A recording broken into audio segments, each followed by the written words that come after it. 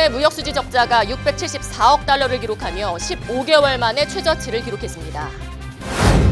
베리 샤플리스 박사가 21년 만에 또다시 노벨 화학상을 거머쥐며 역대 5번째 영예를 안았습니다. 뉴저지주가 검토 중이었던 자녀 양육 세액공제 프로그램이 예정보다 1년 더 빨리 시행될 전망입니다. 러시아가 우크라이나군의 공세에 밀려나는 가운데 서방 압박을 위한 핵 무력 시위를 준비 중이라는 보도가 나와 화제가 되고 있습니다. 대법원이 총기 규제 완화 움직임에 제동을 거는 판결을 내렸습니다. 보수 성향이 짙은 대법원에서 이러한 이례적인 판결이 내려져 더욱 시선이 집중되고 있습니다.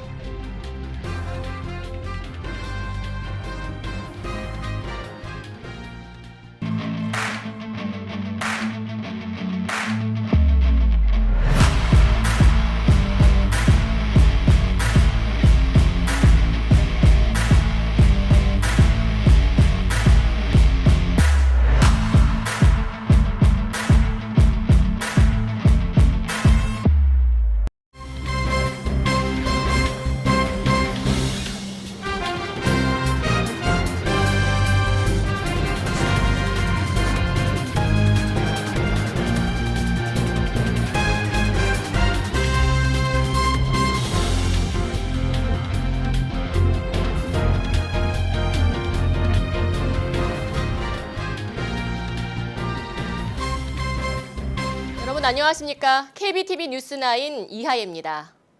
미국에서 무역 적자 추세가 최근 5개월 동안 이어지는 가운데 지난 8월 무역수지 적자가 674억 달러를 기록하며 작년 5월 이후 1년 3개월 만에 가장 낮은 수치를 기록했습니다. 자세한 소식 전해드립니다.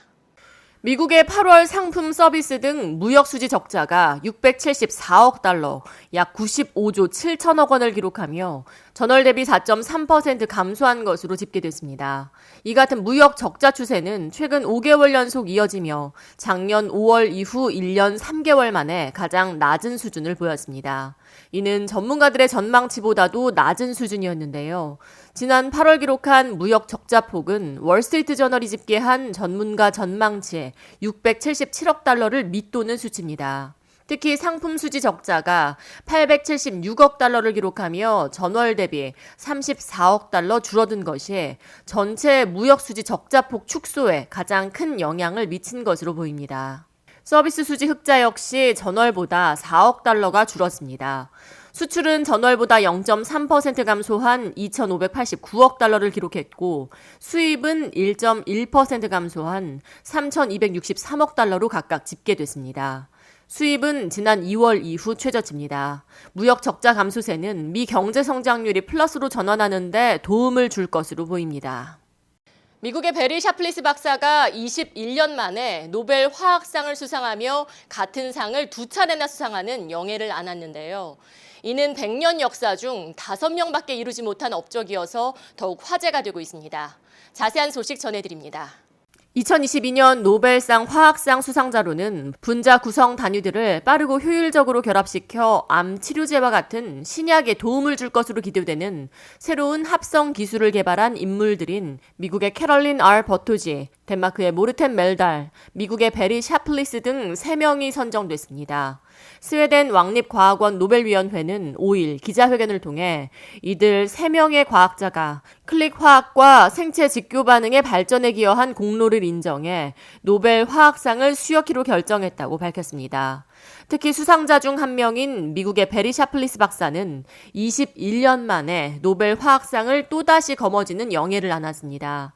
같은 상을 2차례나 수상하는 영예는 100여 년에 걸친 전체 노벨상의 역사에 비춰봐도 샤플리스 박사를 포함해 퀴리 부인 마리 퀴리를 비롯해 5명밖에 이루지 못한 쾌거입니다. 뉴저지주가 연소득 8만 달러 이하인 주민들을 대상으로 하는 자녀 양육 세액공제 프로그램을 보다 빨리 시행할 것으로 보입니다. 자세한 소식 전해드립니다. 연소득 8만 달러 이하인 뉴저지주 주민들을 대상으로 새롭게 시행하는 자녀 양육 세액 공제 프로그램이 예정보다 1년 더 빨리 시행될 것으로 보입니다. 뉴저지주 상하원은 지난 3일 내년 주 소득세 신고부터 자녀 양육 세액공제 적용이 가능하도록 하는 법안을 통과시켜 뉴저지 주정부에 송부했습니다. 뉴저지주에서 새롭게 시행하는 자녀 양육 세액공제 프로그램은 지난 7월 확정된 2022-2023 회계년도 주 정부 예산에 이미 포함된 내용입니다. 하지만 주 정부 예산안을 논의하는 과정에서 공제를 적용할 시기를 놓고 2023년 과세 연도부터로 정해 실제적인 혜택은 2024년부터나 누릴 수 있다는 혜택 지연 문제가 제기돼 왔습니다. 혜택을 받을 수 있는 시기가 너무 늦는다는 비판이 제기되자 뉴저지주 의회는 내년부터 자녀 양육 세액공제 혜택을 받을 수 있도록 관련 조항을 변경해 새로운 법안을 통과시킨 겁니다. 이번에 통과된 법안에 따르면 연소득 3만 달러 이하인 가정은 6세 미만 자녀당 500달러의 세액공제, 연소득 3만에서 4만 달러는 400달러의 공제, 또 연소득 4만에서 5만 달러는 300달러 공제, 연소득 5만에서 6만 달러는 200달러의 공제, 연소득 6만에서 8만 달러는 100달러를 공제받는 내용이 포함되어 있습니다. 소셜 넘버가 없는 개인 납세번호 소지자도 이번 공제 혜택을 받아볼 수 있습니다. 최근 러시아가 우크라이나군의 거센 공격에 밀려나면서 보급로가 끊길 위기에 처한 가운데 서방을 압박하기 위한 핵 시위를 준비 중이라는 보도가 나와 전 세계에 혼란을 주고 있습니다. 홍찬우 기자의 보도입니다. 우크라이나군의 공세에 밀린 러시아가 서방을 압박하기 위해 핵 시위를 준비 중이라는 보도가 나왔습니다. 실제 러시아군은 최근 동부 루한스크 요충지 리만을 빼앗긴 데 이어 남부 헤르손에서는 보급로가 끊길 위기에 처했습니다. 러시아가 합병을 선언한 4개 주 중 러시아군이 완전히 통제하는 지역은 단 한 곳도 없는 것으로 나타났습니다. 지난 3일 영국 일간 더 타임스와 이탈리아 언론 라 레푸블리카는 북대서양 조약기구 나토는 회원국과 동맹국에 러시아의 핵실험을 경고하는 첩보를 보냈다고 보도했습니다. 러시아 베키기지 인근에선 올해 7월부터 최첨단 핵잠수함 벨고로드가 활동 중이었는데 최근 이 잠수함이 사라졌기 때문입니다. 두 언론은 벨고로드가 핵실험을 위해 북극해로 향한 것 같다고 추정했습니다. 벨고로드는 최후의 날 둠스데이 무기로 불리는 핵어뢰 포세이돈을 최대 8발 장착할 수 있다고 알려졌습니다. 러시아 타스 통신에 따르면 포세이돈의 위력은 2메가톤의 위력으로 제2차 세계대전 당시 일본 히로시마에 투하된 원자폭탄의 100배 수준인 것입니다. 더 타임스는 러시아가 서방에 보내는 핵 위협 신호일 수 있다고 국방 전문가를 인용 보도했지만 러시아 측은 핵실험, 핵무기 사용 가능성과 관련해 서방의 허언이라고 일축했습니다. 러시아가 핵 위기를 고조시키는 것은 그만큼 전장에서 밀리고 있어서라는 해석도 나오고 있습니다. 실제 러시아군은 동부 전선뿐 아니라 남부 헤르손 지역에서도 우크라이나군의 속수무책으로 당하고 있는 중이라고 보도했습니다. KBTV 뉴스 홍찬호입니다. 보수 성향이 강한 연방 대법원에서 총기 규제 완화 움직임에 제동을 거는 이례적인 판결이 나왔습니다. 반자동 소총을 자동 소총처럼 속사할 수 있게 해주는 부품인 범프 스탁 사용을 금지함에 따라 총기 소지 옹호자들에게 적지 않은 타격을 줄 것이라는 분석이 나오고 있습니다. 보도에 홍찬우 기자입니다. 보수 성향이 짙어진 연방 대법원이 이례적으로 총기 규제 완화 움직임에 제동을 걸었습니다. MBC 뉴스는 대법원이 반자동 소총을 자동 소총처럼 속사할 수 있도록 해주는 부품인 범프 스탁 사용 금지에 대해 제기된 이의 제기를 심리하지 않기로 했다고 보도했습니다. 해당 부품은 2017년 10월 라스베이거스 총격 사건 당시 범인이 사용한 것으로 나타나 이후 총기 규제 여론이 들끓자 2019년 트럼프 행정부에서 범프 스탁 사용 금지 행정명령이 발효됐습니다. 대법원의 이런 결정으로 범프 스탁 사용 금지는 당분간 유지될 전망입니다. 이는 총기 소지 옹호론자들에게는 작지 않은 타격이라고 MBC는 보도했습니다. 특히 이날 대법원의 결정은 보수 6명 대 진보 3명이라는 보수 우위 구도에서는 다소 이례적이라는 평가가 나오고 있습니다. 지난 6월 대법원은 찬반 6대3으로 공공장소에서 권총을 휴대할 권리를 인정해야 한다는 판결을 내렸고 2008년 정당 방위를 위해 집에 총기를 보관할 수 있게 한 판결 이후 가장 의미 있는 총기 규제 완화 판결이라는 분석도 나왔습니다. 다만 이번 소송을 제기한 개인 및 단체들은 수정 헌법이 아닌 1934년 제정된 미국 총기법을 근거로 들었습니다. 이들은 자동 소총에 대한 법정 정의가 지나치게 왜곡됐다며 법원이 연방기관들의 해석을 그대로 따라서는 안 된다고 주장했습니다. KBTV 뉴스 홍찬호입니다. 미국의 노동시장 과열이 진정되기 시작했음을 보여주는 지표가 나왔습니다. 이로써 과도한 노동 수요가 인플레이션을 장기화할 것이라는 공포가 다소 누그러질 것으로 보입니다. 연방노동부는 8월 미 기업들의 구인 건수가 전월보다 10% 급감한 1,010만 건으로 집계됐다고 4일 밝혔습니다. 이는 지난해 6월 이후 최저치로 팩트셋이 집계한 전문가 전망치 1,110만 건을 크게 하회했습니다. 특히 한 달 사이 110만 건의 감소폭은 코로나19 사태 초기인 2020년 4월 이후 가장 큰 폭입니다. 기업들은 연준의 금리 인상과 불투명한 경기 전망 등을 고려해 채용 규모를 줄인 것으로 보입니다. 전체 구인 건수는 여전히 역대급으로 높은 편이지만 실업자 1명당 구인 건수 비율은 7월 2건에서 8월 1.7건으로 줄어들었습니다. 지난해 11월 이후 최저치로 노동시장 불균형이 다소 완화됐다는 의미입니다. 연방질병통제예방센터 CDC는 앞으로 코로나19와 관련한 여행 정보를 공지하지 않는다고 3일 밝혔습니다. CDC는 이날 코로나19 감염 여부를 테스트하거나 확진 사례를 보고하는 국가들이 점점 줄어들고 있다며 이에 따라 각국에 대한 코로나19 수준을 정확하게 평가하기 어렵게 됐다고 이유를 설명했습니다. CDC는 코로나19 대유행 기간 각국의 코로나19 상황에 따라 여행 정보를 4개의 등급으로 나눠 공지해왔습니다. CDC는 코로나19 변이 확산과 같이 여행 권고를 바꿔야 하는 상황이 확인된 경우에만 해당 국가에 대한 여행 정보를 공지할 것이라고 말했습니다. 지난달 9일 소아마비 공중보건 비상사태를 선포한 뉴욕주가 한 달도 되지 않아서 공중보건을 위협하는 상황임을 선언하며 소아마비 퇴치에 적극 나섰습니다.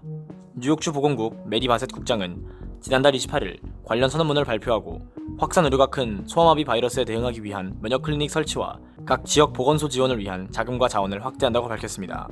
특히 지역사회와의 협력을 강화, 아동 소아마비 예방 백신 접종에 주력하겠다고 덧붙였습니다. 이번 선언으로 7월 21일부터 소급 적용, 올해 12월 31일까지 수행된 모든 소아마비 바이러스 대응 활동에 대한 지원이 이어집니다. 뉴욕 시내 곳곳에 배달 노동자들을 위한 휴게소가 조성됩니다. 에릭 아담스 뉴욕시장과 찰스 슈머 연방상원의원은 3일 맨하탄에서 기자회견을 열고 시내 6만 5천 명에 달하는 앱 기반 배달 노동자들을 위한 휴게소를 설치할 계획이라고 밝혔습니다. 휴게소 설치 비용으로는 연방 지원금 100만 달러가 투입될 예정입니다. 배달 노동자 휴게소는 현재 뉴욕시 곳곳에 비어있는 신문 가판대와 공터 등에 들어설 예정으로 휴식 공간과 함께 전기 자전거와 핸드폰 충전, 자전거 수리 등 부대 서비스 시설도 마련한다는 방안입니다. 슈머 상원 의원은 12월 통과 예정인 예산안에 휴게소 설치를 위한 100만 달러를 포함시켰다며 휴게소 설치 외 자금 일부는 브루클린 식품택배 노동자 센터 개조에도 사용된다고 밝혔습니다.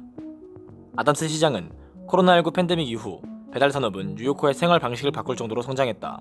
하지만 배달 노동자에 대한 복지는 이에 전혀 미치지 못했다며 배달 노동자가 뉴욕시 경제의 핵심 종사자로 자리매김한 만큼 늦었지만 배달 노동자들을 위한 휴식 공간 마련에 나서게 된 것이라고 덧붙였습니다. 잠시 후 커뮤니티 브리핑 전해드립니다.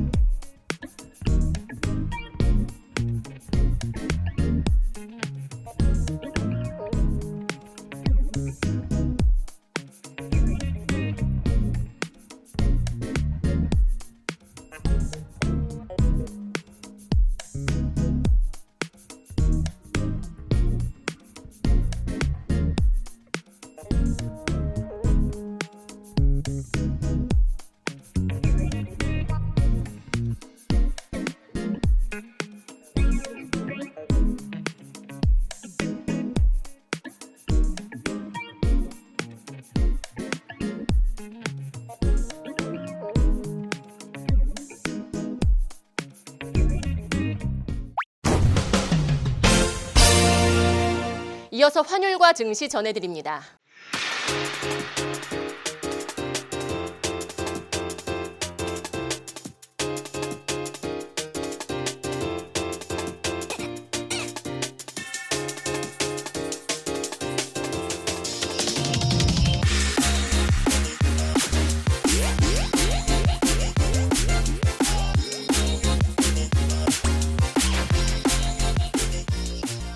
잠시 후 뉴욕과 뉴저지 날씨 전해드립니다.